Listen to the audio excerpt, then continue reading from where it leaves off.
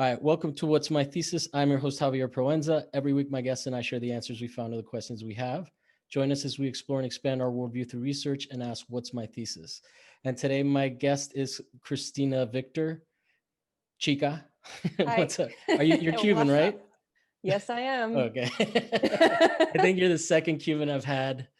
¿Qué pasa? What's up, Nada, man? aquí en el Tibiri. Just drinking my cafecito and Oh, really? waiting Yeah. to talk to you. Yeah. I feel like such a poser because I don't have the accent anymore. But It's funny because people, I don't know, I think grad school kind of did something to my sense of language. So sometimes when I talked to an old friend from high school. I think when Corona started, when everyone was like, oh my God, we need to like talk to the people we haven't talked to in a while, or at least that's the impulse I had. She was like, you sound so different. You don't sound like you're from Miami anymore. I was like, well, yeah, I've been gone a while, so yeah. Well, so I, where are you now? I'm in Venice, California. Oh, okay. So you're in Cali. Okay. I am, yeah. So you're Um, another displaced. I for some reason I didn't I knew you were Cuban, but I did for some reason I associate the diaspora of like of Cubans our age going to. I mean, I'm assuming that we're the same age. We might not be. You might be younger, I'm but 40. I don't have you're shame in 40. talking about it. Yeah. Okay. Well, yeah, me too. So we're of a very specific Miami generation, so that's going to be interesting. Yes, and I've heard you talk about that in some of your other episodes. Oh yeah. So I'm happy to get into that because Were you a bad kid too? oh yeah. It's unavoidable, man. That shit is like Yeah. everywhere. That's hilarious. I wrote an essay about being a bad Latina. Oh, really? Yeah. Yeah. Well, how Um, many of the guys you knew were big fans of Scarface? most of them. I It's mean, like it's it so normative in like the Miami, like growing up in Miami culture. It's like it's um it's like sensationalized in Hollywood, but you're like kind of like, yeah, I know an uncle, someone's uncle that kind of had a a stint yeah. in that. So it's like it's not that it was that far. I mean, I like things that have contradiction like that. So they speak, about Miami and like I've never seen the Orange Bowl in another film. You know what I mean? And I grew up Yeah, right in yeah. front of it, so I have a certain kind of attachment to Scarface, but not certainly not for the same reasons that maybe other people do. So Well, yeah, we were way ahead of MTV Cribs with all the like yeah. rappers. But we were doing that shit when we were like in middle school and whatnot, idolizing that. It's Yeah, hilarious. for different But reasons. Yeah. so what brought you? So I that's so crazy. I'm so excited to have a fellow Cuban who's in California because that is like something that's been lacking in my life. So we can, Really? Oh, I'm yeah. sorry. Well, I feel like we find each other yeah, yeah. No, somehow. well, I don't know. My art world experience is very different. Hmm. Aquí in LA, I mean, now it's a little bit more diverse, but when I first started getting into it, it was a very white scene, which is, par for the course. They are the majority, but Well, yeah, and I think that's mostly anywhere outside of Miami. yeah, You exactly. know, Yeah, that's the other thing. We're used gotta, to being like the dominant ones. yeah, the The only loudest ones for Latinos with, sure. yeah, with like power in politics. So are you like a huge Republican? What? No, You're Cuban, bro. We got to break them stereotypes. nah, nah, nah, no. I think I'm. That's part of the bad Latina Yeah, is that I but you read a lot don't. of books and I went to college and I left Miami, so I have opinions other than the ones that a lot of family members of mine have. And yeah, those are things I definitely Yeah, challenge about my family and I often fail. And these are things I'm still trying to figure out how to navigate. Like I just bought a book on about white fragility because I realized, oh, I think some of my family members think they're white. Right. Okay. So yeah, I have to, it's like I'm always trying to figure out ways to have those conversations be generative and I always fail. yeah. Well, just a heads up. There was white fragility was popular, like like kind of boomed in right after George Floyd. Yeah. But apparently, it's like written for like corporate America.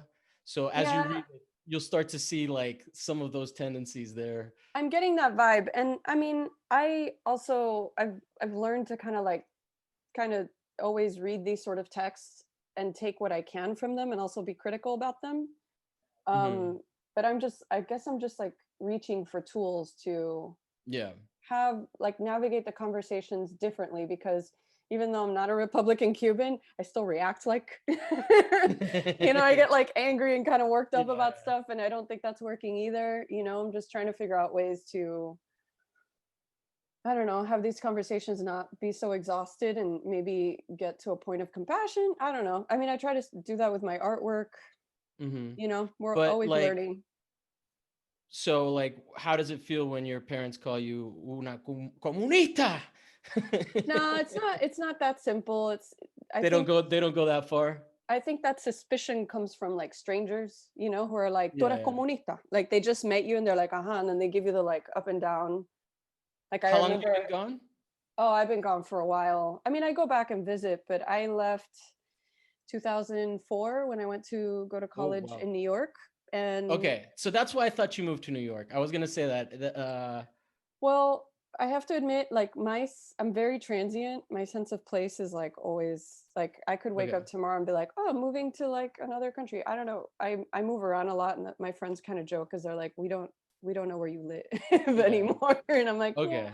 So then you did live in New York for a while. I've lived in New York twice. I did undergrad there, and recently I was there for almost 2 years trying to make it work again. But I bounce around a lot, and that's just like the nature of that's just my nature, I guess. I mean, right now it's definitely changed because of COVID, and so I'm Yeah, sitting I mean, I'm still for saying you now. moved to the perfect place. I find it so funny, like Californians talk so much shit about Florida, and as Floridians, now that we're here, it's so fucking crazy. Like the It's reality of like, because when we're in Florida, you're like, oh, California, it's this like magical place where it's like, no, no, it's it's not. just Florida with a bunch of different assholes. And I think I left because I was in the Bay Area for about 10 years, Uh-huh. and that's where I did grad school, and that's where I kind of felt like I kind of became an artist. Like that place gave me the, I don't know, the strength to do it there. I felt really taken care of, and it was a great community. I think there's still really amazing people making great work there, but I got really exhausted by the shittiness of California. The inequality, how the tech industry has really like just created this larger gap that everyone, like, we can't avoid or pretend is not an issue, and it's not just in the Bay Area, it's everywhere in LA. Yeah. So I left to New York thinking, oh, I'll come back here and maybe I'll have like a different, like, stage in my life in New York, and that's also difficult, and I struggled with that too. So it's like I'm always, and I don't know if this comes with like the inheritance of being Cuban. It's like never really knowing where I'm supposed to be, Hmm. feeling like displacement everywhere I go, or maybe it's self-imposed. I don't know. These are like existential things that now I'm like obsessing about now that I have all the time to do it. So are So I you're don't not know. working, you're just hanging out right now? I mean, I was like, I still find ways to make some of my work. I don't have a studio anymore, and No, no, I mean job. oh no, No, no. I Okay. I was in at a residency when COVID hit, Oh, okay. so I was like, yes, this is gonna be my year. I'm gonna meet people, my stuff's gonna get bought, and like projects, it's gonna be amazing. And then COVID hit, and I COVID was like, hit. Yeah. right. Okay. So yeah, right now I'm hanging out. I Yeah. would love a job, but I also understand feels like a sort of a holding pattern that our No, a lot of people are endurance. going through it. Yeah, and I know, and somehow that's comforting, and I know it's just shitty all around for all of us, but Yeah.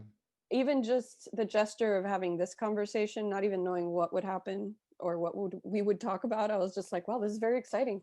I get to talk to someone that I don't know, but this is gonna be great. So Yeah. Yeah. I finally got into the place. I used to be a lot more nerve-wracking. Now I'm just like, now I finally got into the place where where I'm just like, oh yeah, I have no idea. I'm comfortable with that. Like, because at first it was like, what did I cut out for myself? But now when I yeah, apply for like producer jobs, I'm like, they're like, it's so funny because they're like vetting vetting topics, and I'm like, I I make any topic work.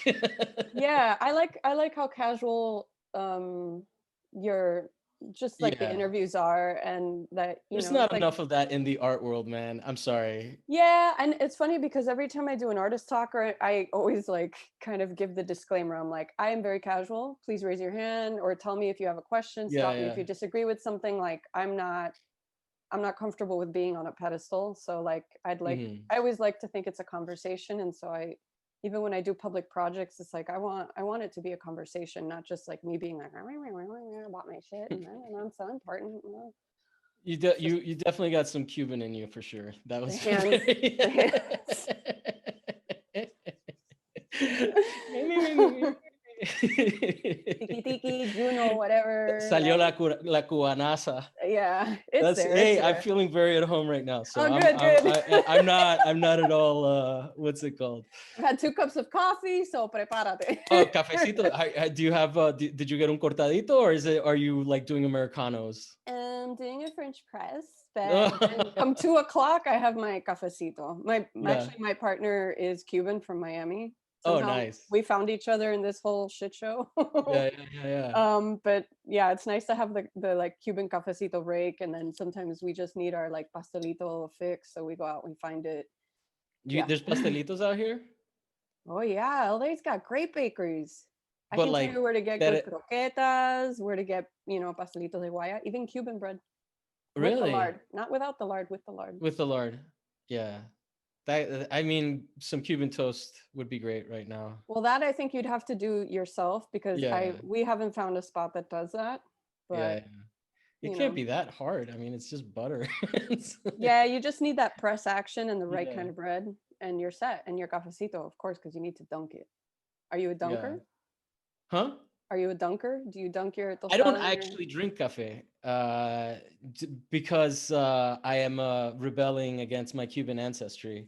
No, my Right. mom used to always like it's the one thing like I'm a fucking degenerate when it comes to all other substances in my past, but I was somehow self-righteous because it You're used to like, drive me insane. My mom would always be like, we would go somewhere, and Miami is like a pain in the ass to get anywhere, and even more so than LA. Like I oh went yeah. back every time I've been back, I'm like, what the fuck is up with these lights?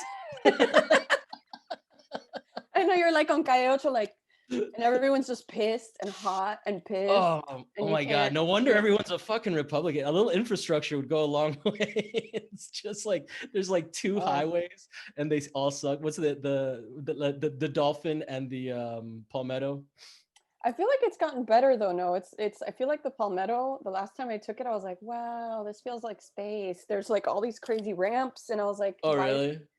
Yeah, it Yeah. seems like they did a lot of renovations to the Palmetto and the 826, but I mean, I'm sure it's still a shit show when people have to get places. I Well, I just also don't even like want to know. well, anyway, what I was saying about the traffic was that like my mom would always just have to like it's like we're going to karate class, but let's get un cafecito first. Oh And it's yeah. just like it was always a stop on the way to something, and it would drive me fucking crazy. You know, We like all choose and her our hanging out at the rebellion. little window, you know. Yeah. Yeah.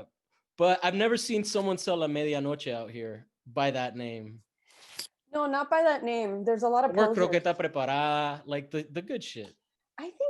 I think my boyfriend knows of a place that does do a good croqueta preparada. He's the Okay. kind of person that he gets to a city and he like scopes out all the Cuban spots Nice. immediately, and then he goes and he like judges them, and he's like, And you for know, those that don't know what that is, it's like it's almost offensive. But it's no, delicious. They put like croquettes that are like basically the ham croquettes, and that's how they say it in English, right? Like that's what a yeah, croqueta is. croquettes. Okay, Well, it's French actually. okay, but yeah, that's how the Americans say it. They say it the French way, right? Yeah, They don't say I think croquette. so. Yeah. But then and so like the name is a prepared croquette, and basically just put like these sausage shaped like fried ham uh fingers, that like go into a sandwich. They press that shit, and it's the most fucking delicious thing you've ever had. Yeah, And but then the key's the bread too. yeah, the bread is the Cuban bread with lard. It's just like it's a lot of pork and a lot of heart attack Yeah, like shit. it's a But beautiful yeah. thing. It's a beautiful thing when you need it. But anyway, done with our cuisine corner. Typical Cuban shit. Cubans talking about food right away. Forget everything else. I mean, I could talk about lechon, but then we'd just be here all day. Yeah. What is your topic today?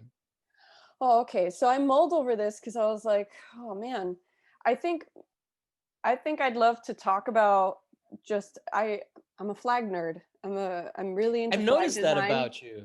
And Okay. so I feel like that's something that I've researched, like deeply researched, and I'm always researching. So vexillology, but like more What's it called? Say it again. vexillology. Okay. Um, but just leaning into the idea of identity as design.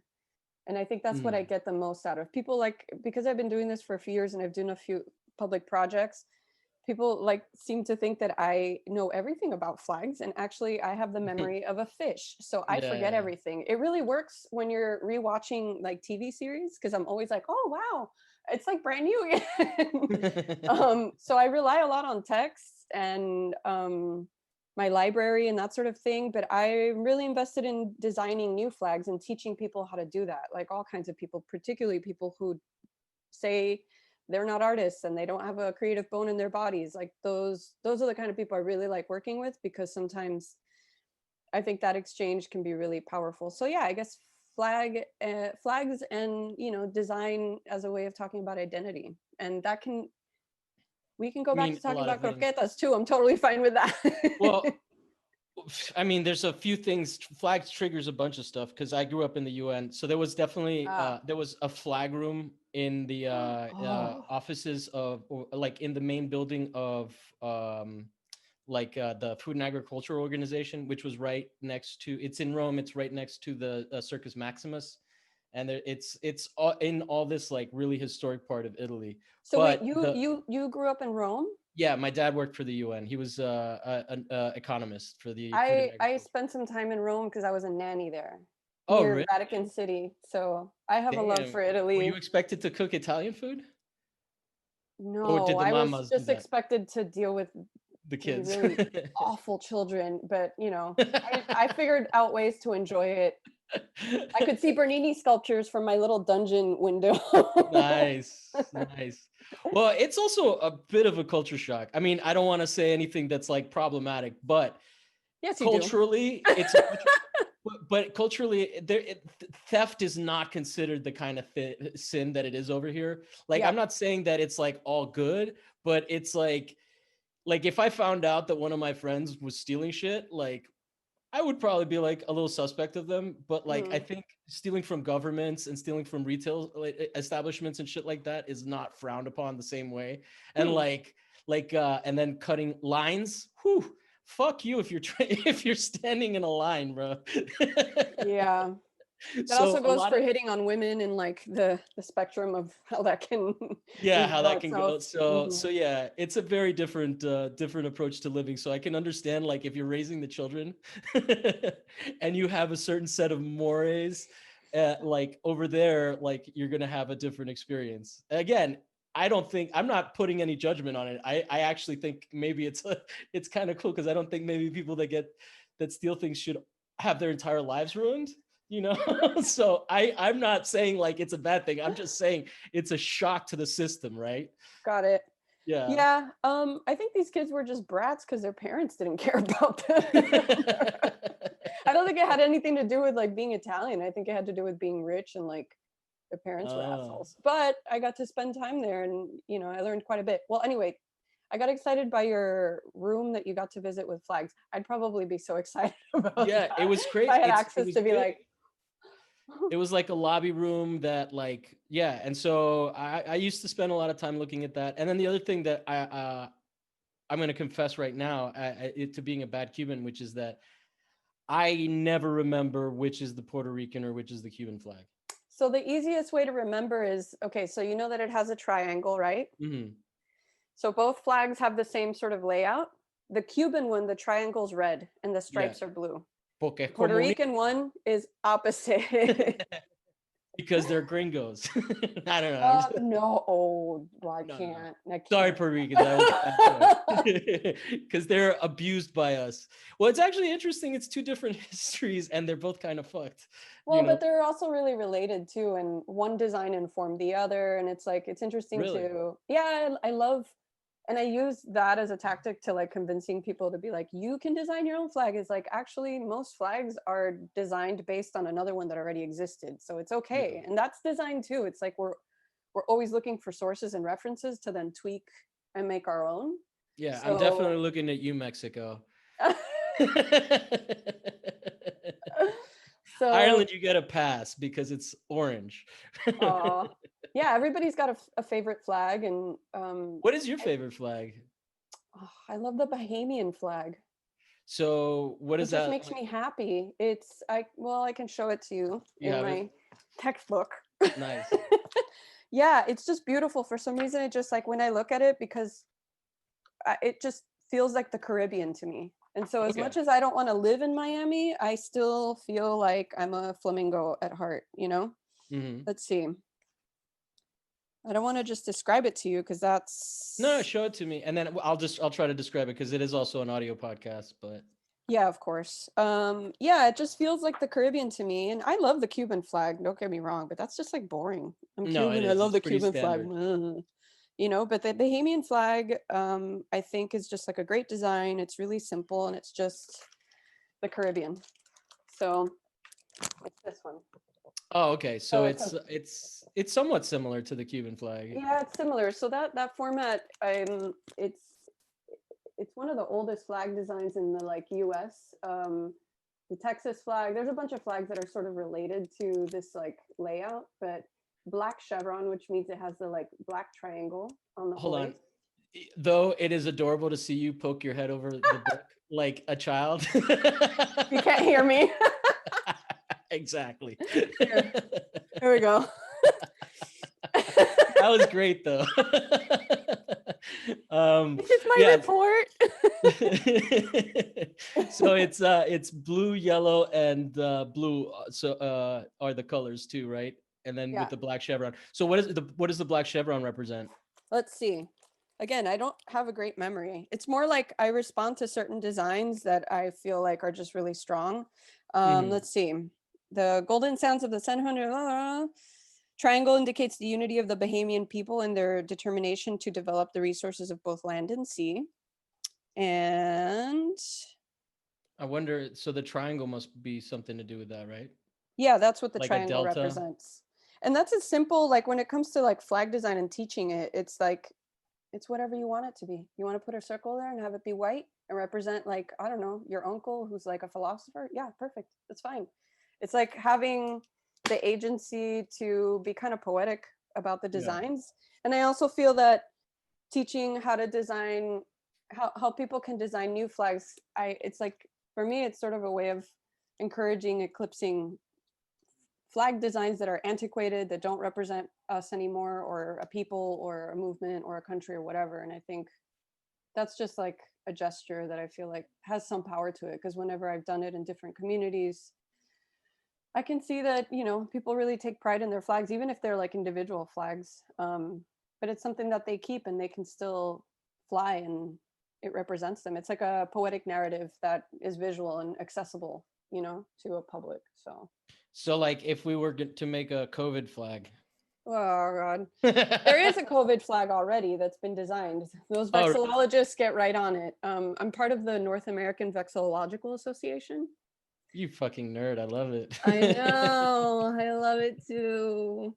And they put out a pamphlet, they mail it to you every month. They're wonderful. They have like, you know, meetings where everyone presents like papers on flags, and, you know, they fight about bylaws, and it's And darling. about bylaws. Yeah, there's a lot of that. It's pretty I want to official. see flag nerds having an argument like the British No, Parliament. no, you do not. Yeah, it's pretty intense. But You can't put a chevron.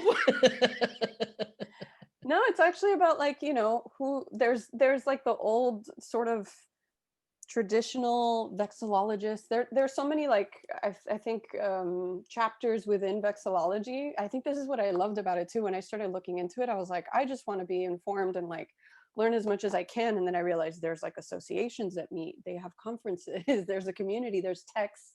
And I was relying on so many of these texts to inform my designs and my public projects. And I was like, well, why not be part of it? And I went Yeah. to a conference and I was like, this is like a whole world. And there's like the, like, you know, buttoned up, like tidy, you know, like super traditionalists that maybe collect and are very formal about flags. And then there's people who are like, and then there's people like me, and I showed up and I was like, hey guys, what's up? I design flags. Eh. And there's I'm an scholars that artist. are, yeah, and they were like, we don't know what to do with you, but sure, yeah, you're welcome. And they've been some of those supportive, the most supportive people of some of my projects. It's Um, fascinating that they don't see themselves as artists, or do they consider themselves designers of some sort? I think, yeah, there's designers that design flags, but I don't think there's that. I mean, there's certainly Would artists these be more like designing. art historians? You know, it's hard to describe. There's different kinds of people, and then there's people, they like get together and do the designs, and it's just like there's different ways of doing it. I just don't think everyone's like, there are all that many people that are as kooky as me but still want to like have an in the like official Uh-huh. flag vexillologist room. Luckily, like there are scholars that really support that perspective too, because I think it can get a little stuffy if it's just like very formal and traditional. And so I think when I started showing up to some of these meetings and the conversations and making friends with other vexillologists that were like, you know, some of them were just collectors, some of them just, you know, I don't know, all kinds of people. I So was, it's a broad, like it's a broad title with many different kinds of contributors. yeah, you know who does a really good job of talking about it is Roman Mars. He has Okay. his 99% Invisible podcast. He did one on flags and he interviewed Ted Kay, who I love. Hi, Ted. I'm totally going to send this to him because I send him everything I do. But he's wonderful, and he's, I think he's someone who's trying to modernize and open up the world of vexillology. So Mhm. it's a little more inclusive and less like stuffy, and he's been doing a great job of that, him and other people in the whole vexillology world. But he's been quoted a lot. Roman Mars interviewed him several times. He was part of the redesign of the Portland flag. So there's people who are very approachable and like really open to Hold on. When I this. hear redesign of Portland flag, obviously my question is, what was wrong with the other one? And I think I know. I can't remember. I Was it mean, like super racist? no, I don't think Oh, so. I don't okay. think that was the issue. It didn't, design wise, I think it was painful to look at. They were just like, this shit is ugly. It needs to I think change. there were a few issues with it, and he just like, which is great, is like, was like persistent about being like, this needs a redesign. We have better Yeah. ideas. And I think, like, it seems silly, but a flag really holds a lot of power, and like subtleties in like design, changes in design and symbolism can really like, some cities like really rely heavily on their flags, like Chicago, but it's an awesome California design. relies like crazy on the flag. It's like a Yeah. branding Have you exercise over seen here. like Miami-Dade's design or Florida's flag design? Yeah, but it's The not as, it's a yeah, it's an seal. orange. Yeah. It says nothing. It's like, you know, I I think a lot of vexillologists, we all feel, because we're such nerds about it, we're like, this has power. Like I was just reading, you know, how the Capitol Hill is being, you know, taken over by Trump supporters right Hmm. now. And and I can't help but pay attention to all the flags that are like flying in this That mass, is interesting. you Yeah. know, and it's inevitable. They're everywhere, and they are extremely powerful symbols right now, signifiers of what side you're on, whether you're this or that, what you believe in. And What that makes me think of is red, which is also made me think of, did you ever see any of the protests, like the communist protests that would, or marches? They call them manifestaciones, which are like manifestations, where those flags are crazy. And there was like, I was a kid, dude, and I had only heard about Che Guevara from my parents. uh-huh. And I got out there, it was like Che everywhere. It was fucking You mean out shocking. in Italy? In Italy, yeah. This was more in Florence and in that Ah. part of in Tuscany. But So what was so it sounds like your dad was a diplomat, but like what were the terms with which they left Cuba? Like oh, my how did that parents, go down for you? We all have a story, my right? I'm first generation American. My mom was Pedro Pan, which if people don't know Yep. what that is, it was like a move of a bunch of young kids that got sent to live with family. I mean, that's my understanding. It's probably a lot more complicated. It was Actually, funded by the Catholic Church, so the Catholic Church wanted to help kids exile out of communism. So they yeah, sponsored these flights to replace or place them in other communities in the States. yeah. So and then my grandfather on my dad's side. By the way, his name is Israel. So like we're low key like crypto Israel. Jews. And my dad does not talk about it because you know Really? how the Cubans are about Jews. Y los judíos. I don't know. Half of my family's Jewish, so Oh, I okay, can't. so they They're don't say anything Israeli about you. Jewish too, so. Yeah, but yeah, it's and so they came through Mexico. My grandfather had a bicycle shop that got seized by the government, and like that stuff. That's where that stuff is kind of complicated. Like when you're saying that you're a socialist and stuff like that. Like Oh because yeah. I kind of agree with socialist programs, but like I don't know, it gets weird when you start taking shit from people. Although that is kind of what I want them to do to like Bezos, you know. Yeah. And so like I don't know it, but there's always an interesting argument about it being slippery slopey and stuff like that. So yeah, Yeah, there's a spectrum to all that. Yeah, it's a complicated conversation because well, yeah, I think it's kind of I'm always sort of baffled when I hear Americans be like, yeah, socialism, and I'm like, I mean, yeah, I it's think that what they're it's talking complicated.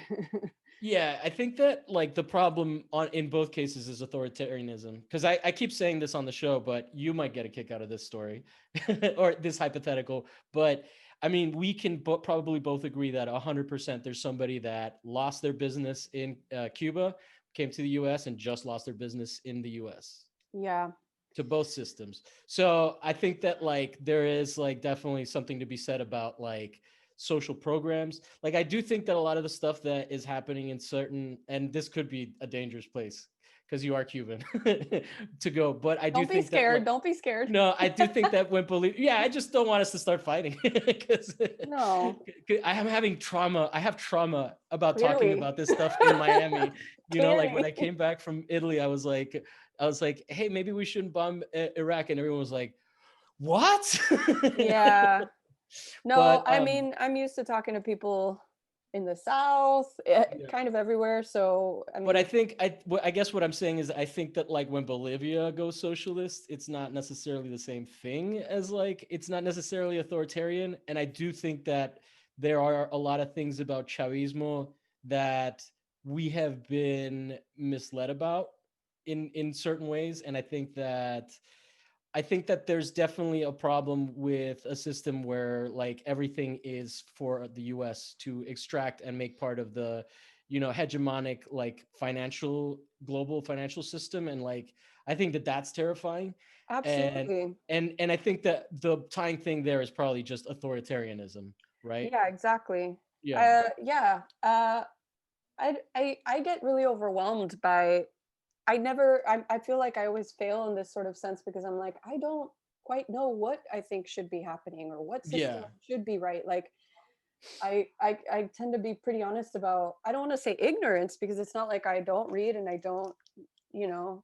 It's not like you don't come from a culture that's automatically like super politicized too, you know? Yeah, but I honestly can't come up with a clear answer to what is right, but that the involvement of the US and Latin America has been problematic. It has been problematic from day one. Like think of Yeah. coups of God, School of the Americas, like their soldiers trained in this country to invade Latin America to Yeah. change their political systems for our benefit. This has been going on forever. Like even And recently, to some way Cuba's part of that too. What happened yeah, there is that they just escalated like crazy and they were like, yo, we're gonna go with your fucking worst enemy, you know. But now there's weird shit that's kind of like, I don't know, I think that like there's just an issue with starving people out, but anyway, let's go back to flags because like I'm not even that well versed in it, But I think that we're in agreement. Like, it's just like, I remember when I first mentioned on this podcast that I was like, oh, you know what? I want to get into Latin American history.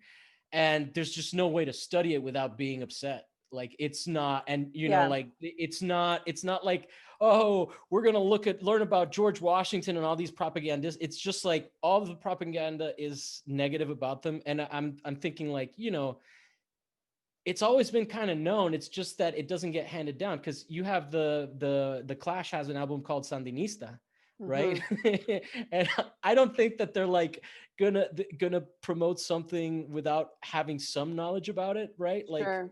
that movement. And so the way that, like, we always say, like, with hubris, like, haha, history is written by the winners, and we're the fucking winners, right? So, like, Yeah.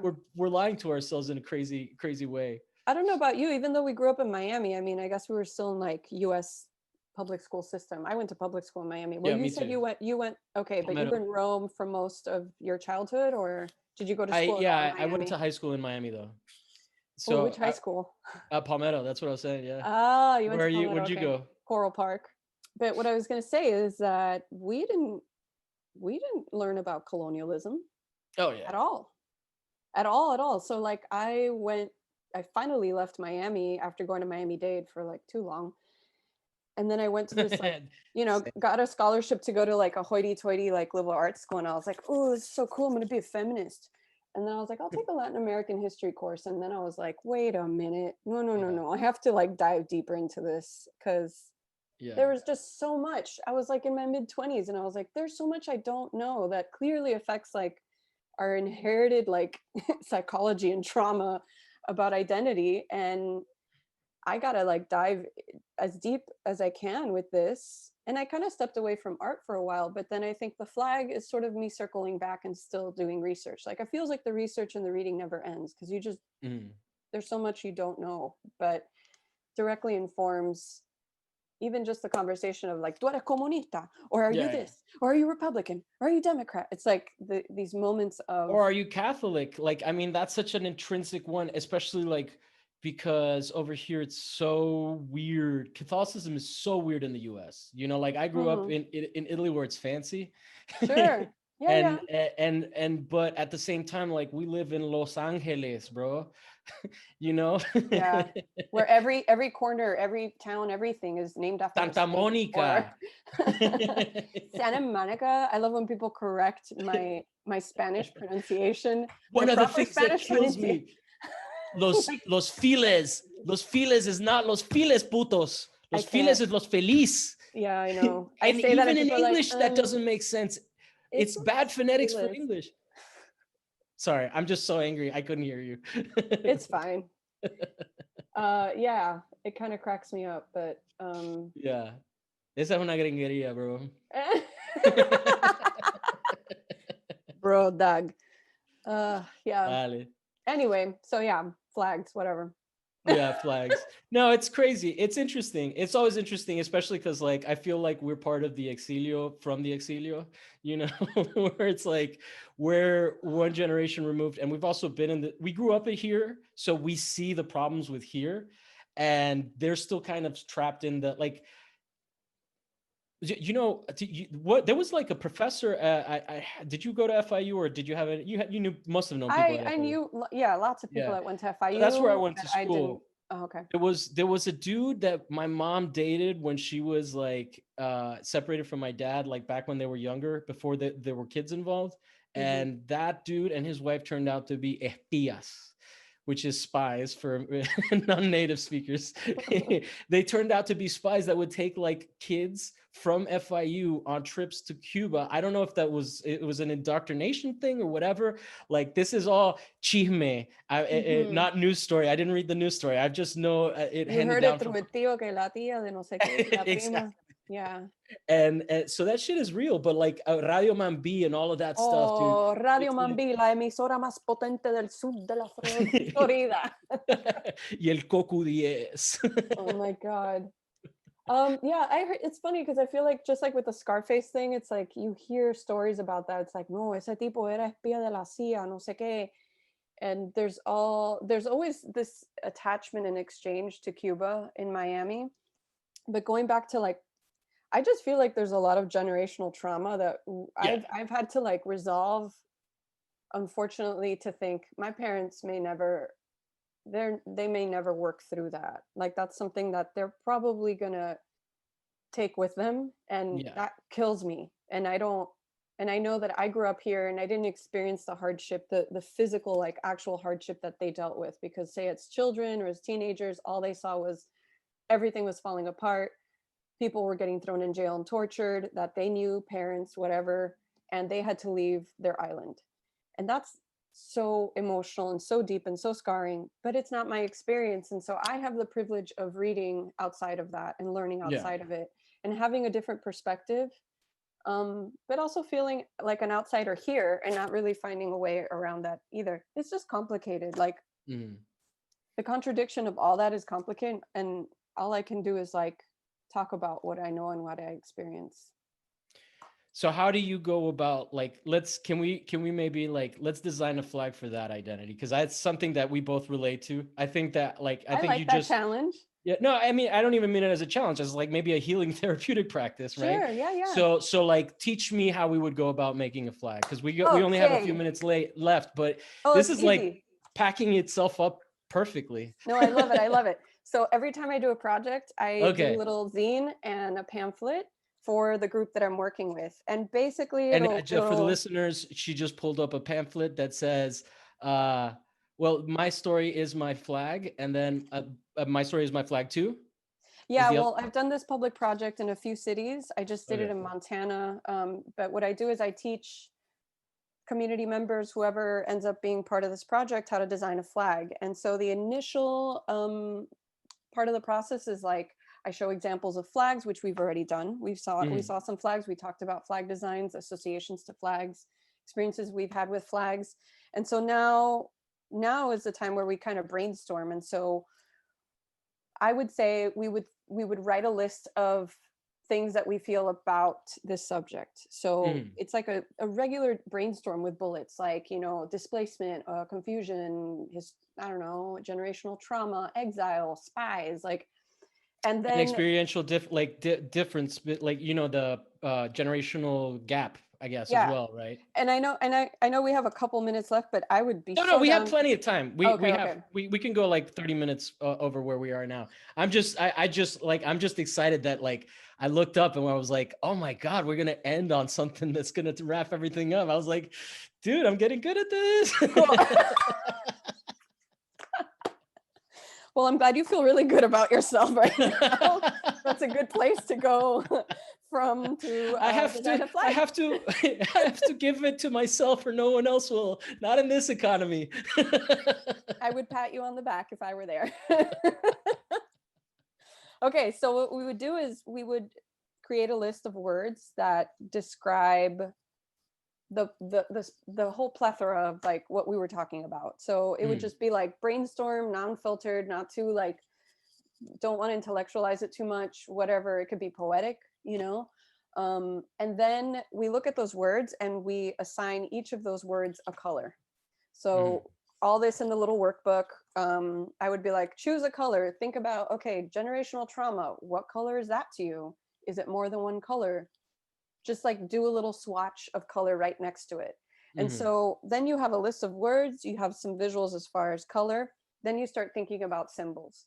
And so you start like kind of pulling apart what the most important thing about this design needs to be. And then you just start designing flags. Like I create these. So basically, the strength of a flag design needs to be strong at this dimension, which is a Mm, 1 by 1.5 inch cube or rectangle, because that is a dimension that we typically absorb a flag design when yeah. we're passing, when we're driving from a distance. So if the flag design is really impactful and strong at this dimension, you've created a successful flag design.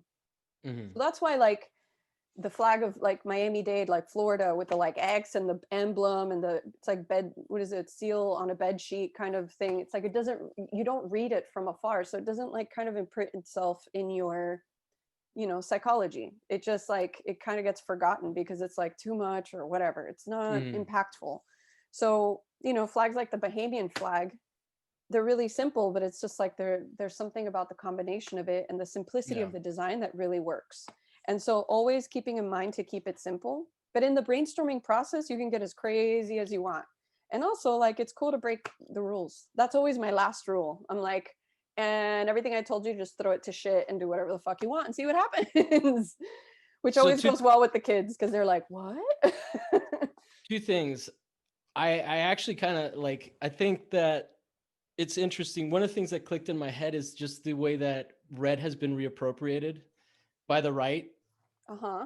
Something that's traditionally like, Republicans being, well, maybe that wasn't always the case, because I think that like the Dixiecrats were, no, yeah, I'm getting myself confused. Anyway, it's just fascinating that the same color can represent two different things. So I think that goes to your idea, your point about like the rules, right? Like, Yeah, yeah, absolutely. And I think there's also this like idea recently, like now, and this happened in Brazil too, where it's like Bolsonaro used the Brazilian flag as part of his campaign and his like, mm, Bolsonaro, whatever, everything he does, he uses the Brazilian flag. So Brazilians are really upset that he's taken the flag basically. And now it's like yeah, we look at it and you're like, all I fucking see is Bolsonaro. And I think the same thing is happened here with the American flag, although I think it's always been kind of hairy with how people feel about the American flag because of its roots. But I feel like there's this gesture to want to reclaim, which is yeah, also about the idea of the design. It's like reappropriate whatever the fuck you want from it, just like turn it so it's generative and like redefine it, like take it yeah, back. So I think, yeah, I think you're right. I think the color red can be super loaded, but it can also have a new meaning with the right design.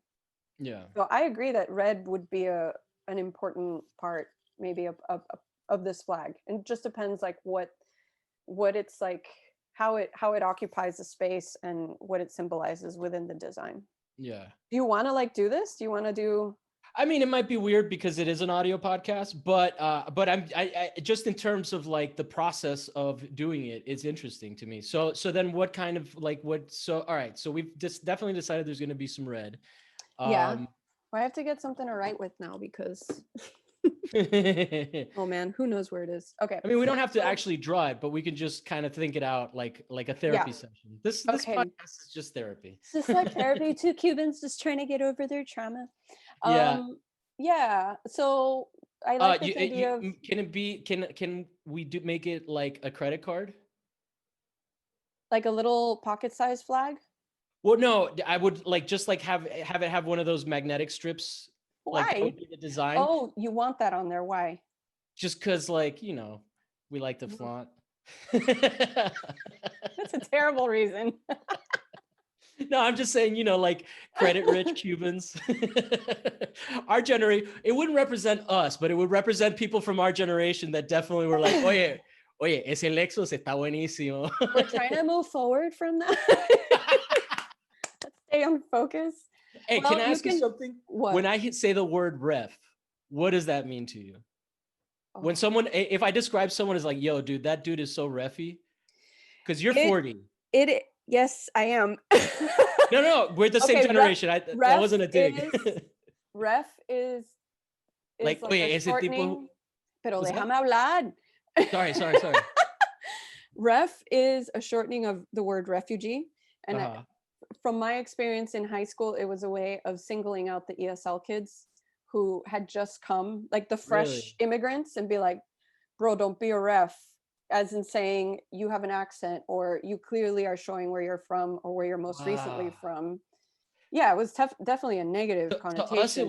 to us, it was people that I were basers and refs, people that had like bros, like, but like bros, Well, that's like what we the word were. bro was for with us. And there Oh was also yeah. other derogatory words that I will not repeat. Yeah. No, I mean that was Um, definitely in common usage, and rest in peace.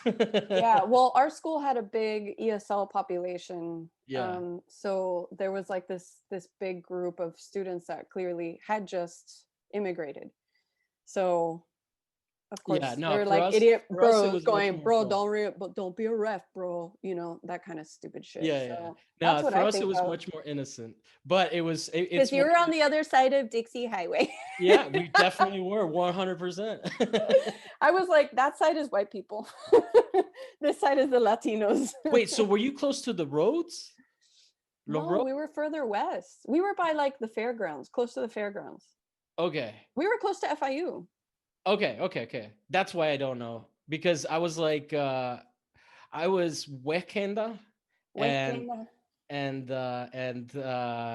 then Coral Gables eventually when I got fancy. Oi, well, moving up. Ahí cerca de Versailles. No, we were by, do you remember Canton Chinese? Do you ever eat there? Yeah. Oh my Dude, God. how different? How much do you miss having maluros with food again? I cook. I With your cook. Chinese We food? cook. This is the perk of dating a Cuban man who loves Yeah, to cook. yeah. So Oh man, you don't have we Chinese food without maluros now? no, we crave Canton a lot. We talk about it and we're like, oh God, wouldn't it be great to have Canton again? But who knows if that place is still open anyway. But yeah, Yeah. you would get Is some it was it maluros the with your fried rice, Are you talking about the one that was soup. next to the Carvel?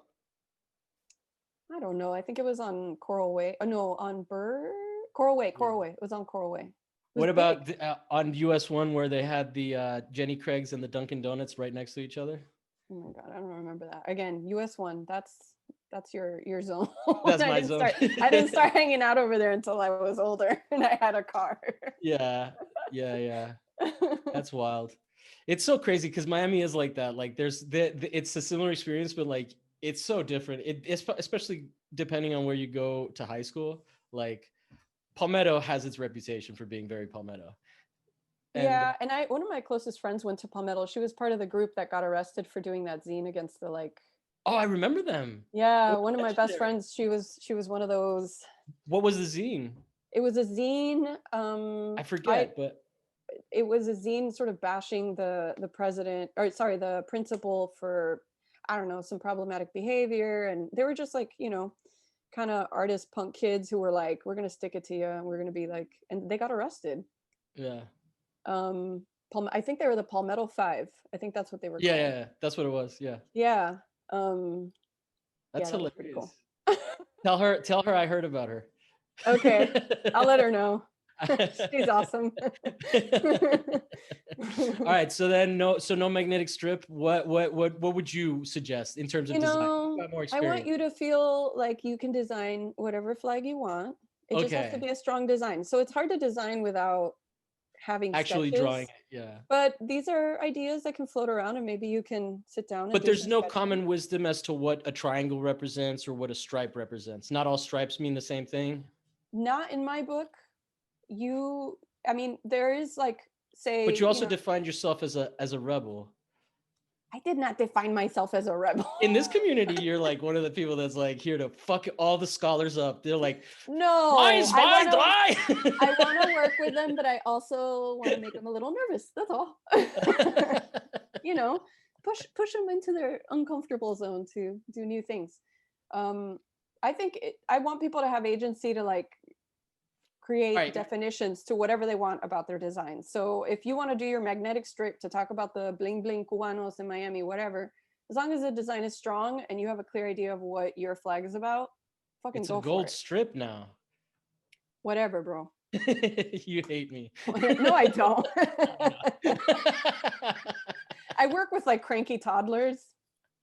No. I'm just being I can handle. facetious. But what's it called? So then, like in terms of like, can you give us another example? Now I'm just curious. Another example of when a stripe has represented something else. Since I've got us Oh on God, the stripe. that's impossible to answer because it can mean anything. It's like It can you mean just have to anything. narrow down your narrative and Well, I like can. what You know. you want it to symbolize. It depends what color it is. It depends where it's placed in the like field. It depends. It depends. It can mean anything. It can But really mean like, anything. for example, like a thin blue line through an American flag. We know what that means. Now you're just Huh? fucking with me. That one is. Oh, that's bad design. I like it. I'm with you. No, I don't think it's bad design, but it's it's loaded. Meaning wise, it's Yeah. very loaded. There's a Yeah. lot of there's a lot of that in Miami too. But Yeah. um Oh But yeah, just to be clear, I don't condone that line. I was trying to think of an example of when a line means yeah, something else. And you can take, but that is a good example of how something so subtle in appropriating an old design and then just making one change can really incite or like create such a strong reaction. Like it's yeah, such a clear indicator now that that means that thing. It's Blue Lives Matter, right? And pro police. And immediately it's like just by appropriating a design, changing two colors, that already is extremely powerful. And so that's like a great example of, you know, a way of yeah. appropriating an old design, creating a new meaning that's still sort of attached and relevant, but very clear in its message. It also Because goes to show how powerful these things are. Because I mean, we haven't really been talking about it recently because it's been a while and a lot of things have happened in 2020. But you think? the yeah, We're the not, conservative yeah, flag. What's it called? What's the fucking the Confederate flag? Confederate. So like, there's definitely like it's hard. When you think of in terms of flags, it's interesting because at first we were talking about like national flags, and those almost to some extent we take for granted. But now I'm thinking about these other flags, and I'm like, oh yeah, flags are dangerous, or flags like represent a huge thing, right? Yeah, they It goes have beyond. power. Yeah, They that's really have fascinating. power, and it's almost it's like a silent it's like a silent message, and it's like accessible, it's visible, it's in the public. It's like you don't have to walk into a gallery to see it. You can put it on your car, you can put it on a sticker, it can be in an emblem, pin on your hat. Like Yeah, it takes in so many different forms, but they have so much power. And I think in the beginning part of my art practice, I started like figuring out how to talk about identity through embodiment and like performance, and then I got hmm, really fucking tired of that shit. And I realized that this was an avenue that could help me get other people to talk about identity in such a like endless like spectrum of ways. But this is like such a history that it goes back so far.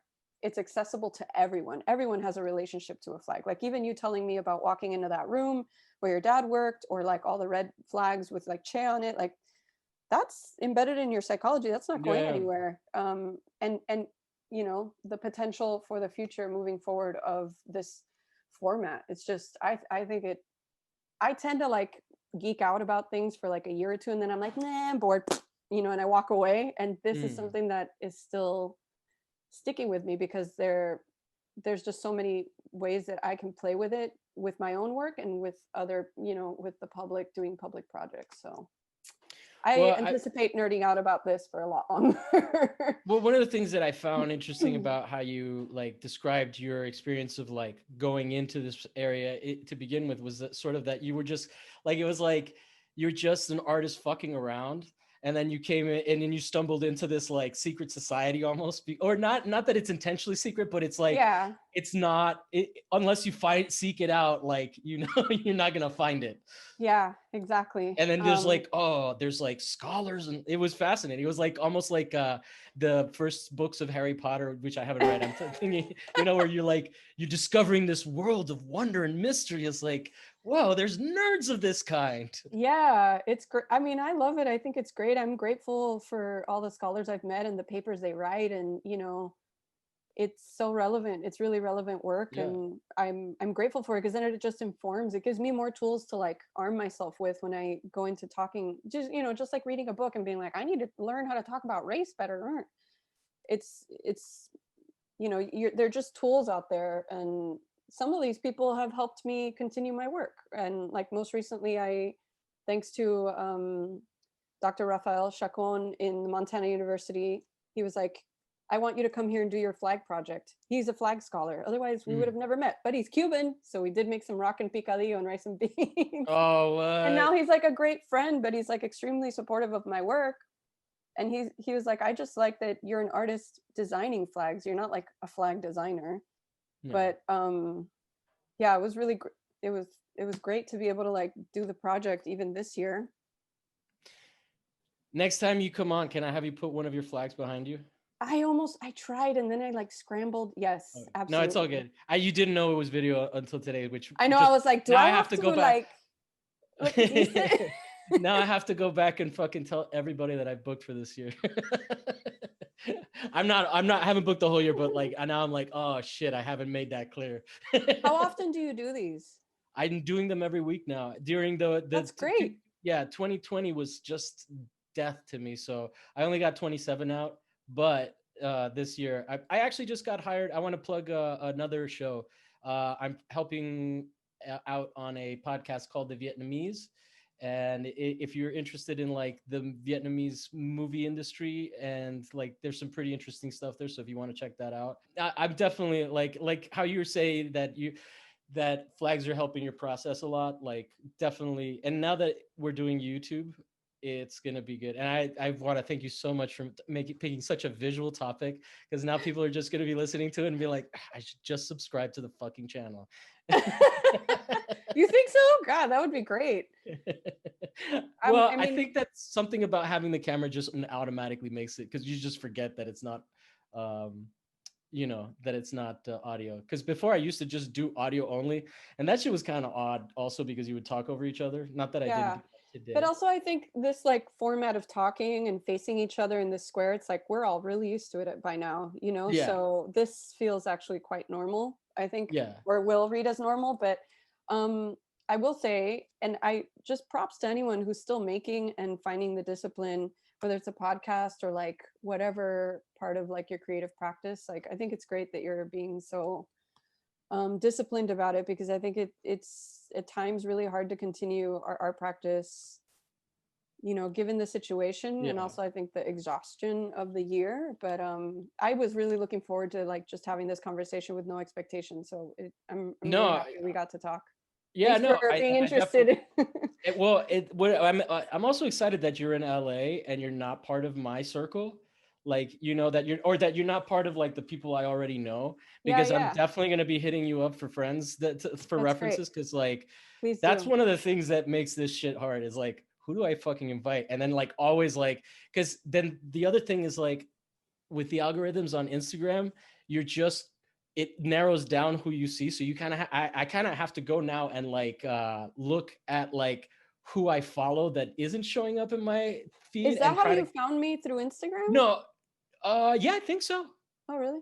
Yeah. I mean, I shit on Instagram sometimes, and then I'm also like, no way, man, it's pretty cool in the sense that, No, it's awful. It's especially right awful if you now. don't use it. It's awful if you don't have a use for it. Like Yeah. like, I mean, I think for artists it's a useful thing, but it is. I mean, I think it's valid to hate it.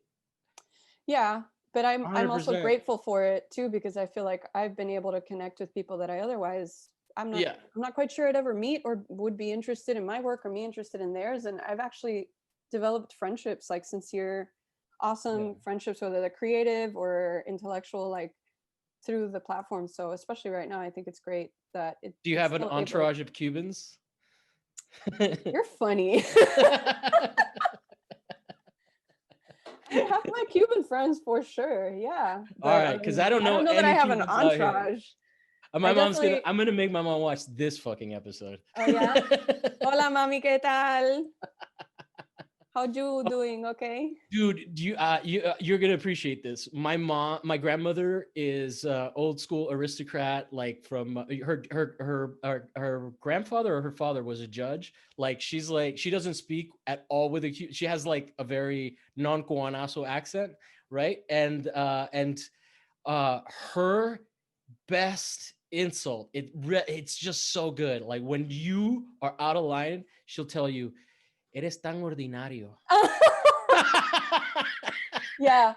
I feel like that's something that you hear in Latin America, like in Argentina. Hey, qué ordinario. Yeah. Yeah, it's like It's fifi. like, ugh, I am above this. Anyway, Yeah, don't be so ordinary. Well, it's actually quite it's good, piercing. bro. It sticks because it's like, it is not vulgar, but damn, does that shit dig. Yeah, how do you come back from that? Yeah. All right. Bueno, abuelita. Yeah. Gracias, tío. No, Pórtate abuelita. bien. I'm saying hi to abuelita because my grandmother and my mom live together. I wasn't calling you my Oh, I abuelita. was like, bueno, okay, está bien. We're cuarentonos No, now. no. Abuelita, ya, te puse en el podcast. Está famosa. Eres famosa, sí.